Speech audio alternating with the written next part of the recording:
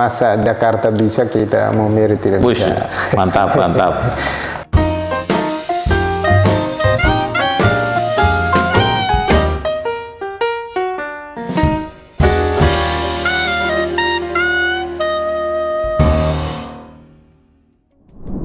Capaian Kopdi Pintu Air yang sekarang sudah mengantongi aset 1,2 triliun, ini bukan kerja semalam.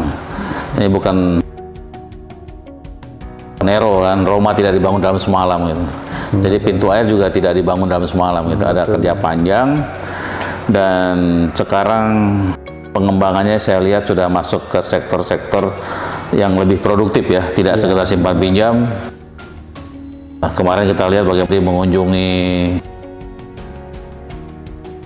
hortikultura ya, taman, kemudian juga melihat unit usaha swalayan, ada percetakan, dan juga garam. Betul. Nah, Pak Jabril, Anda sebagai General Manager di Kopdi Pintu Air, bagaimana Anda menata pengembangan spin-off koperasi pintu air? Baik, sebagai General Manager, sebelumnya menyampaikan apresiasi untuk kami tim di sini, karena punya masing-masing kami punya kontribusi yang bagus, sehingga bisa menghasilkan produk-produk lainnya yang bisa menopang KSP ini.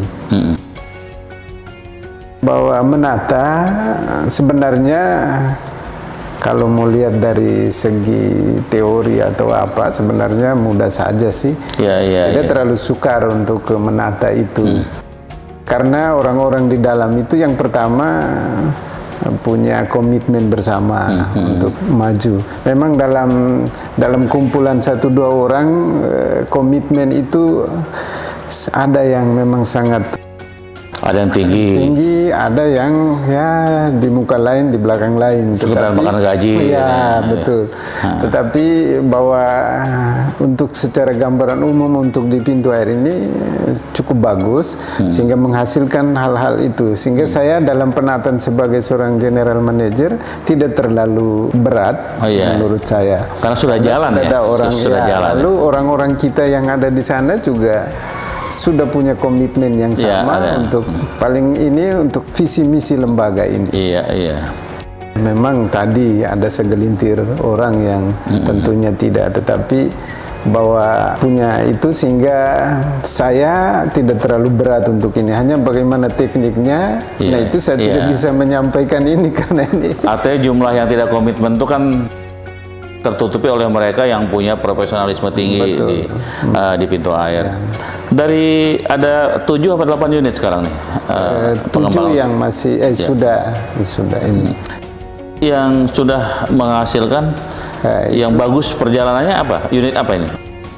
Jasa mobil. Jasa mobil ya. Lalu mulai swalayan sudah mulai menunjukkan taringnya bahwa dia bisa. Udah keren ya. Lalu yang Pintar Beach juga memang dia sudah mulai, sekalipun sedikit nilainya tidak seberapa, tetapi bahwa sudah memberi paling kurang untuk mereka yang hari-hari tangan itu sudah bisa makan ya 3 kali sehari. Kalau untuk ke di pariwisata, itu memang menjanjikan sebenarnya. Sebenarnya, tapi ada tapinya kan? Ya, untuk ini hanya maksudnya kondisi saat ini belum terlalu ini, karena memang tempat juga pandemi, kita baru mentata, lalu ini mengalami. Itu pantai yang dimiliki pintu air, pantai apa namanya? Wailiti. Wailiti ya. Itu kan bisa dibangun seperti Ancol nanti kan? Sebenarnya kita punya rancangan seperti itu. Mari kita tengok ke sana ya, kita lihat. Teman-teman, kita sekarang ada di objek wisata Pintu Air Beach. Ini adalah satu inovasi yang dilakukan oleh Pintu Air yang tidak sekedar simpan pinjam. Ini spin-off usaha berbasis wisata. Ini di area lahan 4 hektar yang akan dikembangkan oleh Pintu Air. Diharapkan akan menjadi ikon wisata kota Maumere. Dan ini di samping saya Pak Jos. Apa kabar? Pak Jos, sehat. Ini termasuk orang lama di pintu air. Nah, bankir juga, angkatan Pak Jano ya? Ya, Pak Jano. Ini yang masih muda, Step. Sudah kawin kau? Sudah. Sudah kawin, jangan dilamar. Ya. Pak Jos, Ya. Anda dipercaya dari pusat untuk mengelola pantai. Nah, Ya. Ini pekerjaan yang ngeri-ngeri sedap, kata si Anu itu kan, orang DPR itu ya. Nah, ngeri-ngeri gimana Pak? Apa yang Bapak nikmati ngelola pantai ini? Baik, kami bangga dan senang dan puji Tuhan ya. Ya. Pintu air tidak hanya bergerak di simpan pinjam, tapi ya dengan kesempatan oleh Bapak Menteri bahwa bisa spin off ke usaha-usaha sektor real. Kami bangga dan pintu air komitmen dengan ini sehingga saat ini telah memiliki 8 anak usaha. Jadi Bapak sudah tahu ya kemarin media koran-koran sudah ada. Kami pengurus, ya saya Pak, saya pengurus, salah satu pengurus. Kami ada 9 orang dan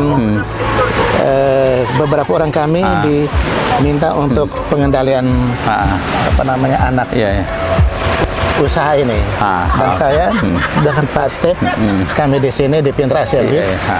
Saya direktur dari induk perusahaan KSP Komputer Air untuk mengelola, tapi di sini yang mengelola Bapak Step sebagai manajer. Sudah berapa tamu rata-rata satu hari? Satu hari bisa kalau ditotalkan selama pekan bisa 500 tamu satu hari Pak ya? Bulan kemarin, bulan Mei kami punya penghasilan 25 jutaan per hari? Satu bulan. Dan itu kami baru menjual wisata seperti ini. Itu 25 juta sudah dipotong operasional kos semua? Baru kotor?